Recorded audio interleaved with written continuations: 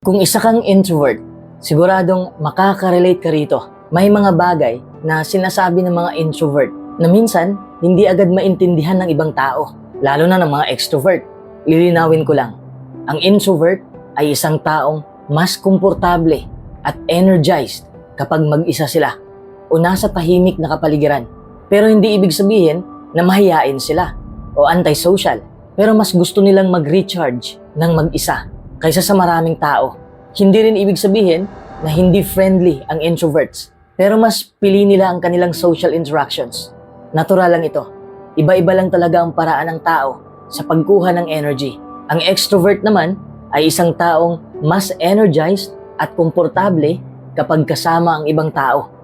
Kabaligtaran ng introverts, di ba? Sila ay madalas mas outgoing, mahilig sa social interactions, at hindi madaling mapagod sa pakikisalamuha. Pero hindi ibig sabihin na laging masaya ang extroverts. Pero mas madalas silang bukas sa social interactions. Katulad ng introverts, may kanya-kanyang strengths at challenges ang pagiging extrovert.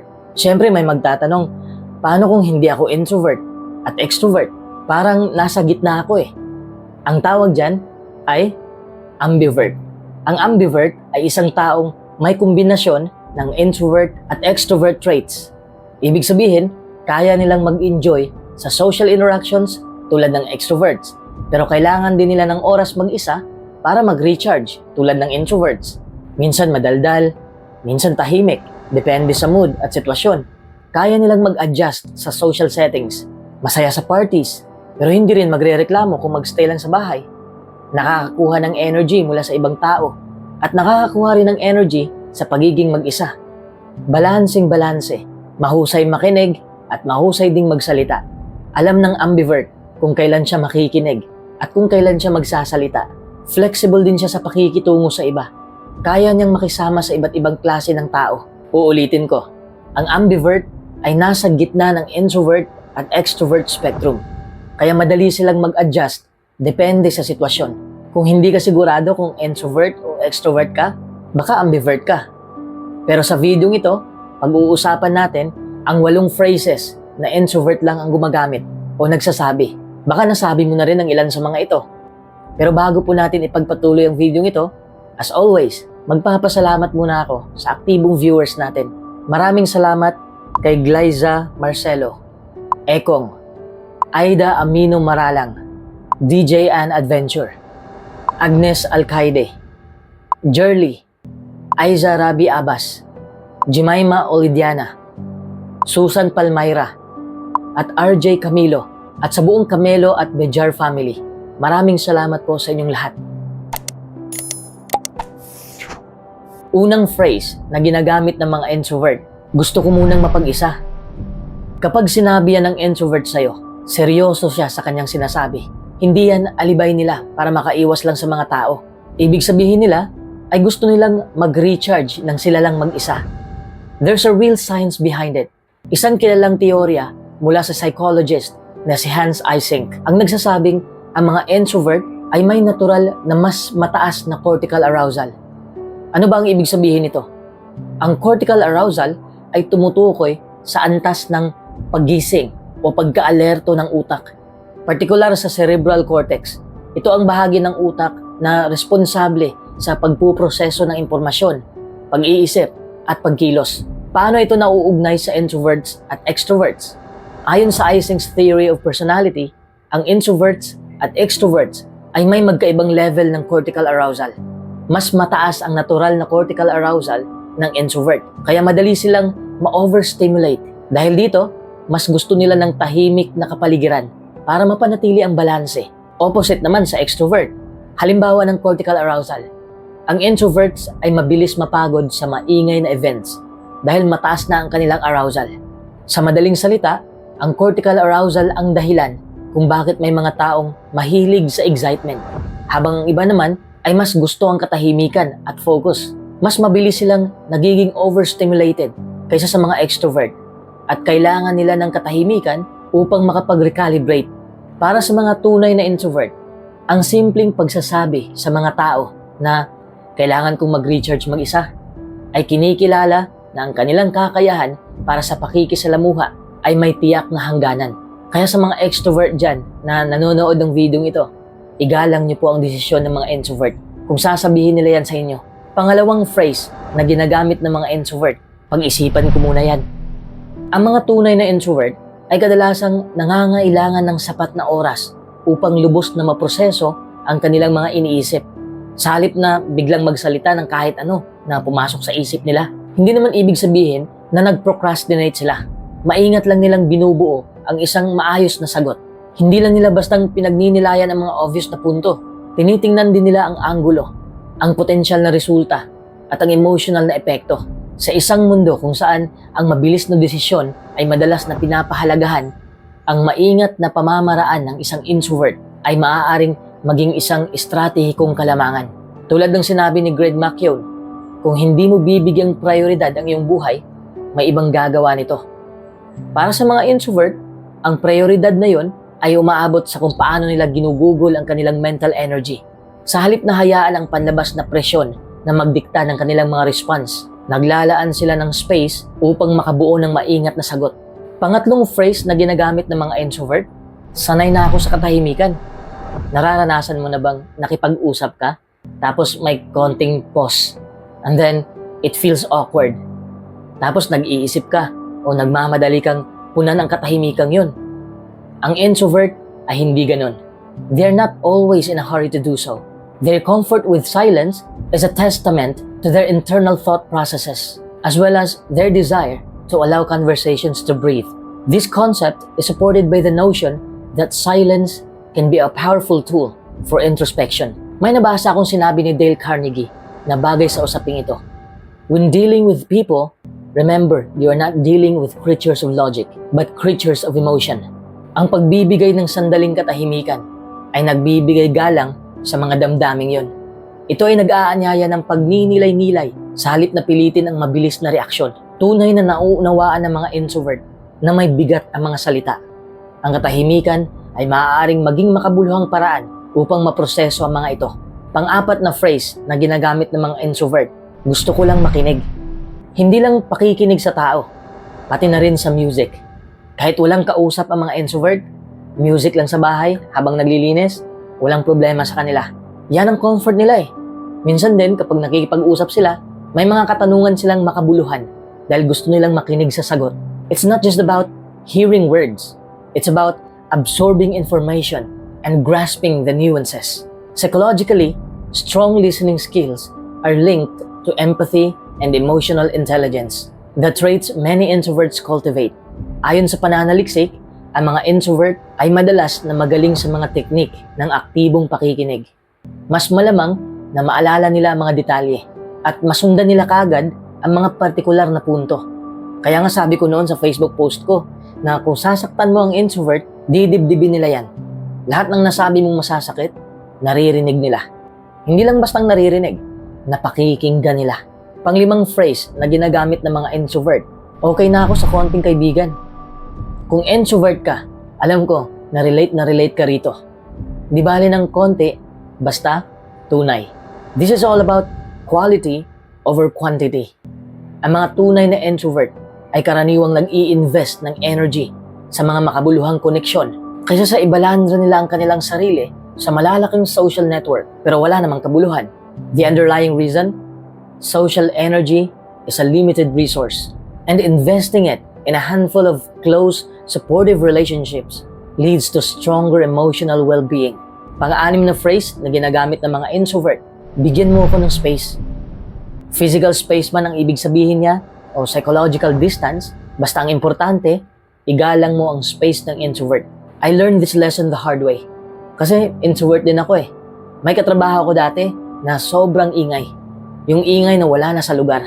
Maraming ibinabatong katanungan sa akin na mababaw lang naman. Okay lang naman magtanong, pero yung may kabuluhan. Then over time, I found myself mentally exhausted. Tapos prangka kong sinabi sa kanya na ayoko ng maingay at bawasan na namin ang pag-uusap. It wasn't me being cold. It was simply my way of preserving a little bubble to concentrate and recharge. Pang-pitong phrase na ginagamit ng mga introvert, gusto ko tayo-tayo lang. Kung napapansin mo sa sarili mo na mas gusto mong makipag-usap sa isang kaibigan sa isang komportabling lugar, kaysa dumalo sa isang okasyon, malamang introvert ka. Kapag may gala, tapos ayaw mo ng maraming kasama, sign na yan. Ang mga tunay na introvert ay nasisiyahan sa maliliit, mas nakukontrol ng mga pagtitipon. Dahil ang mga ganitong environment ay nagbibigay daan sa kanila na kumonekta ng mas malalim nang hindi sila nabibigatan. Nakikita ko ito madalas kapag nagtitipon ng mga tao para mag-brainstorm. Sa malalaking grupo, ang daming boses mong maririnig, kaliwat kanan, tapos may mga side conversation pa. At may mga taong nag-aagawan sa atensyon. Ngunit sa mas maliliit na mga setting, mas tahimik na atmosphere kung saan lahat ay makakapag-ambag nang hindi nakakaramdam na sila'y nalulunod. Ang mga introvert, sa partikular, ay madaling matuto sa setting na ito dahil meron silang space upang mag-obserba, upang mag-isip, at magbahagi ng mga ideya sa paraang natural. And speaking of observation, pang-8 phrase na ginagamit ng mga introvert, mag-o-obserba muna ako. Ito ang last na naiisip ko na phrase na ginagamit ng mga introvert. Kung may naisip man kayong ibang phrase na madalas niyong sinasabi o madalas niyong naririnig sa ibang introvert, i-comment niyo lang para mabasa ko rin. Anyway, this is the last but not the least. We have a phrase that encapsulates a defining trait, a preference for observation before jumping into action. Ang mga tunay na introvert ay madalas nagpipigil, nanonood, at umaabsorb ng impormasyon bago gumawa ng anumang hakbang. Ito ay isang sistematikong pamamaraan na maaaring makaiwas sa padalos-dalos ng mga desisyon at magtaguyod ng mas malalim na pag-unawa sa kung ano ang nangyayari. Napansin ko ang pattern na ito sa maraming introverted na leader. Maaaring hindi sila agad mangibabaw sa usapan, ngunit gugugulin nila ang unang bahagi ng pulong sa pagkuha ng impormasyon, pakikinig sa tono ng mga tao, at pagkuha ng anumang mga di nakikitang pahayag. Tapos kung sila na ang magsasalita, ang kanilang mga opinyon ay madalas na may kaalaman at maingat na pinag-isipan.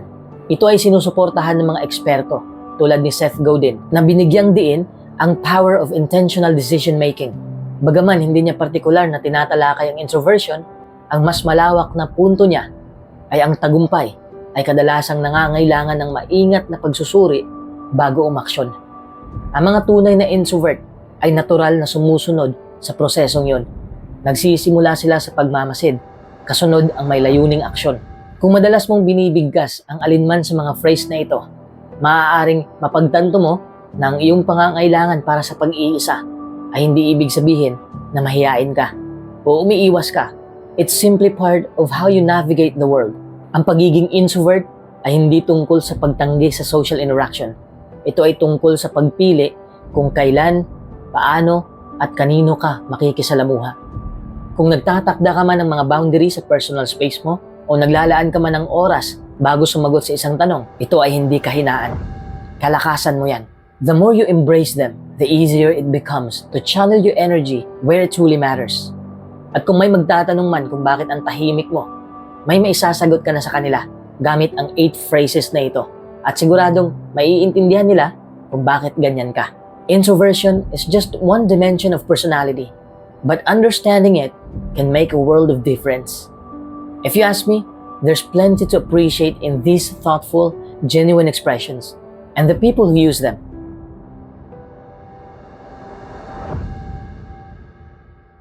10 bagay na dapat mong matutunan ngayon. Number 1, habaan mo ang iyong pasensya. Halos lahat ng tao ay nagmamadali na. Gusto agad-agad makuha ang kagustuhan nila. Namumuhay na tayo sa lipunang ito na gustong mabilis ang lahat ng proseso. Halos lahat pwede nang orderin online. Halos lahat gusto ng pinakamabilis na internet connection. There's a little reason for us to exercise patience anymore. Palagi na lang tayong nagtatanong, paano natin mapapadali ito? Paano natin ito matatapos kaagad? Saang daan tayo dadaan para mas madali? We have forgotten what it means to take our time. Damhin muna natin ang bawat pagkakataon. Take your time. Huminahon ka lang. Makakarating ka rin sa iyong paroroonan. May nakikita ka bang mga pananim na tumutubo kaagad? Wala, di ba? Kahit ang bagal nilang tumubo, pero tingnan mo ang kagandahan ng ating kapaligiran. Look at how complex it is. Sobrang napakaganda at makulay ang ating mundo. Gusto kong mataas lang ang pasensya mo tulad ng mga pananim, mga punong kahoy, mga bulaklak. Huwag kang magmadali, baka may makaligtaan ka sa buhay mo. Number 2, palakasin mo ang iyong sarili. Hindi lang ibig sabihin na physical, kundi pati na rin ang mentalidad at spiritualidad mo. Kailangang malakas ka upang hindi ka madaling tumiklop sa laban ng buhay. Lumabas ka sa lungga mo at tingnan mo ang puno sa paligid mo. Ilang taon na silang nandyan? Ilang sakuna na ba ang kanilang nakaharap? You must find your strength to weather through everything that life presents you. Alam kong pagod ka na sa buhay, pero alam ko rin may natitira pang lakas sa kalooban mo. Kailangan mo pang sumulong. Weather the storm. Number 3, kailangan mong tumulong sa iba. Positivity is not about you doing it for yourself. It's also doing it for other people. Ginawa tayo ng Diyos hindi para gumawa ng pansarili lang. Kaya nga ginawa ng Diyos si Eva para tumulong kay Adan. Ang pagtutulungan ay nakaukit na sa ating buhay. Kung hindi nagtutulungan ang mga tao noon, wala lahat ang mga bagay ngayon. Our species would never have survived. Pero ngayon, halos lahat ng tao ay nag-iisip na kaya nila ang lahat, kahit literal na nag-iisa sila. Pwede ka namang mag-isa. Pero kung kailangan mo ng tulong, humingi ka ng tulong. Kung nangangailangan din ng tulong ang iba, tulungan mo rin. Alam mo, hindi ka aasenso sa buhay kung wala kang karamay ng mga positibong tao. Hindi ka magagamot kung walang manggagamot. Hindi ka makakasayaw kung walang gumagawa ng beat. Sa madaling salita, hindi natin masasaksihan ang kagandahan ng mga naimbentong bagay kung wala ang nag-iimbento ng mga bagay. Kaya nga may mga mentors para turuan ka at tulungan kang makaahon. Siguro hindi mo pa alam to. Ang mga malalaking puno ay tumutulong sa mga maliliit na puno gamit ang kanilang underground fungal networks para maipasa nila ang tubig, carbon at iba pang pangangailangan ng mga maliliit na puno. Kung wala ang kooperasyon na ito, may mga puno pa bang mabubuhay ngayon? When we work together, we can accomplish so much more. Number 4, ayusin mo ang iyong sarili. Ibig kong sabihin ay kumalma ka lang. Maghihilom rin ang sugat sa puso mo. Adapt and regenerate. Kapag nasusugatan ka, pupunta ang mga selula sa mismong sugat para pagalingin ito. You see, you have the power to heal yourself. Katulad rin ng puno, kung pinuputol mo ito, may selula rin ito na makakapagtustos ng tubig o nutrients para muli itong mabuhay. We must be willing to adapt in order to heal ourselves. Kahit ano pa ang gagawin mo, palagi kang makakaranas ng iba't ibang pagsubok sa buhay. Pero ang reaksyon mo, ang tanging maghuhulma sa tunay mong karakter. When we begin to heal ourselves, we can begin to move forward. Number 5, magpakatatag ka palagi. Huwag kang magpapa-apekto sa ibang tao. Dapat proud ka sa sarili mo. Dapat proud ka sa mga nakamit mo sa buhay. There's always a room to grow. Number 6, magpahinga ka kung pagod ka na. Magpahinga ka lang, pero huwag kang hihinto. Pwede ka namang magpahinga, pero hindi ka pwedeng sumuko. Don't allow the things to stop you from doing what you love. Kung naaabutan ka na ng dilim, magpahinga ka muna habang naghihintay ka ng liwanag. Take as much care to rest and conserve your energy. Kahit napaka-konting oras lang ng pahinga mo, may malaking benepisyo ito sa kalusugan mo. Lahat naman tayo ay napapagod. Hindi tayo robot. Marami tayong ginagawa sa araw-araw at nakakalimutan na nating alagaan ang ating sarili. Take care of yourself. Number 7, maging tapat sa lahat. Maging tapat sa lahat ng tao at tapat sa sarili mo. Magpakatotoo ka. Napapansin mo ba ang katangian ng mga pananim? Kapag spring season, may tutubong bagong pananim at tutubo ang mga bagong dahon. Kapag fall season naman, nalalaglag ang mga dahon nila. That's the beauty of our nature. Each spring, and upon every tree, thousands of leaves unfurl, revealing themselves to the open air. Dapat ganyan din tayo sa buhay and reveal our innermost selves closest to us. Ang pagiging tapat sa sarili at sa ibang tao ay tanging daan para madali mong matanggap ang sarili mo at para madali mong maintindihan ang pangyayari. Honesty and transparency will lead to trust, and trust is the foundation of all friendships. Number 8, palayain mo ang iyong sarili. Lahat ng halimbawang ginamit natin sa video ito ay nakabase sa kalikasan natin. Balikan natin ang mga pananim. Tutubo sila kung saan nila gusto. Malaya sila. There are no prescribed locations for a seed to germinate or a root to sprout. Trees will grow wherever conditions are best for them. It means you have to explore freely. Huwag kang matakot sa mga bagong mararanasan mo. Change can be good. Number 9, ikaw ay bukod tangi. So, don't try to fit in. Tingnan mo ang mga daliri mo. Wala kahit isa ang kapareho ng fingerprint. Hindi magkakapareho ang fingerprint natin. Kahit kakambal mo pa yan, magkaiba pa rin kayo. Lahat tayo ay may iba't ibang laban sa buhay. Each one of us is unique. So don't be afraid to be different. Embrace your flaws and delight in what makes you you. Never feel the need to adhere to others' ideals. Just be yourself and grow how you want to grow. Number 10, patatagin mo ang iyong pundasyon. Bury your roots deep into the earth like trees. Hayaan mo lang kung may tutulong sa'yo. Hindi ka mahinang nilalang kung tumatanggap ka ng tulong o kung magpapatulong ka. Dahil ikakaunlad rin ito ng buhay mo. Stay grounded in this present moment. But don't be scared to spread your roots further. There's always more of the world to explore.